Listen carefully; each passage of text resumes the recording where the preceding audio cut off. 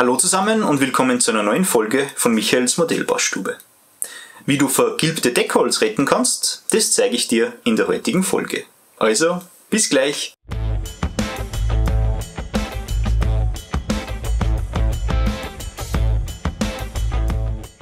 Endlich!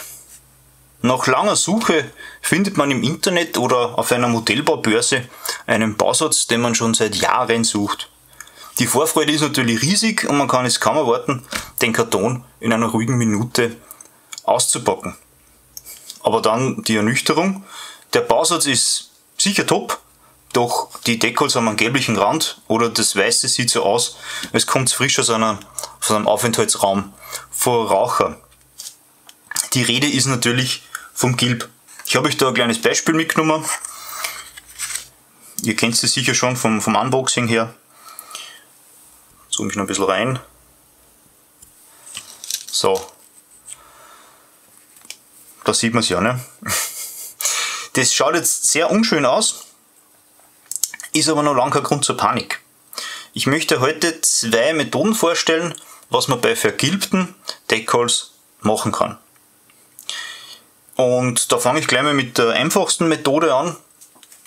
Man sucht im Internet nach Ersatz. Dazu gehe ich auf Scalemates. Ja, das ist eine Online-Datenbank für Modellbauer. Für alle, die die Seite jetzt noch nicht kennen, die verlinke ich in der Videobeschreibung. Und in der Infobox, da gibt es jetzt ein Video, was ich dazu mal gemacht habe. In dieser Datenbank, da suche ich dann einfach nach meinem Bausatz und schaue, ob es von einem Dritthersteller einen Deckholzbogen gibt und natürlich, ob der noch erhältlich ist. Logisch, ne? Gibt es das, dann kaufe ich mir den in der Regel. Kostet zwar ein bisschen was, aber man hat dann wirklich frische Deckholz zur Verfügung. Aber was macht man jetzt, wenn es diese Option nicht gibt? Ja, das wäre das Video jetzt schon vorbei. Dann kommt jetzt einfach die zweite Möglichkeit zum Zug. Und langjährige Modellbauer, die kennen den Trick jetzt sicher. Anfänger werden da vielleicht jetzt ein bisschen überrascht sein. Ich nutze da ganz einfach die Kraft der Sonne. Das klingt jetzt ein bisschen seltsam, hilft aber extrem. Denn je nach der Stärke der Vergilbung lassen sich Deckholz retten, indem man sie in einer Klarsichtfolie an die Sonne hängt. Ja. Man muss da einfach darauf achten, dass die Sonneneinstrahlung nicht zu stark ausfällt.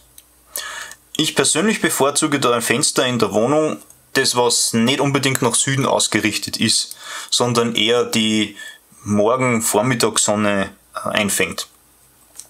Hat man da also den Standard oder besser gesagt den Aufhängeort gefunden, da heißt es dann einfach warten und natürlich regelmäßig kontrollieren. Weil je nach Härtefall dauert es dann ein paar Tage bis zu 2-3 Wochen. Nach dieser Zeit sollte dann einfach der Deckholzbogen frei von Vergilbungen sein, aber die Arbeit ist dann noch nicht getan. Das ist jetzt ein Punkt, wo viele einfach sich nicht bewusst sind oder einfach nicht beachten, weil man hat ja da in der Regel ältere Deckholz und die sind sowieso schon nicht mehr so stabil und jetzt kommt dann nur die Sonneneinstrahlung dazu und dadurch werden die Bilder nur ein bisschen heikler zum Verarbeiten. Daher mein Tipp jetzt, wenn die Bleichphase beendet ist und vor dem eigentlichen Bearbeiten dann, da gebe ich noch eine Schicht Liquid Deckholzfilm drauf. Ja, das ist ein ganz feiner, also Flüssigkeit, das macht dann einen ganz feinen Auftrag. Das braucht man hauptsächlich, wenn man selber Deckholz druckt, aber auch wenn man so alte Deckholz benutzen will, weil die schützen vor dem Zerfall und ganz wichtig natürlich, die beschädigen die Deckholz nicht. Ja, kann man mit dem Pinsel auftragen oder mit der Airbrush. Alternativ dazu kann man auch mit dem Mr. Metal Primer arbeiten. Ja, jetzt da das im Glas, gibt es auch in der Dose, kann man auch auftragen. Oder man nimmt Topcoat, also den Klarlack von Mr. Hoppy, der geht da auch.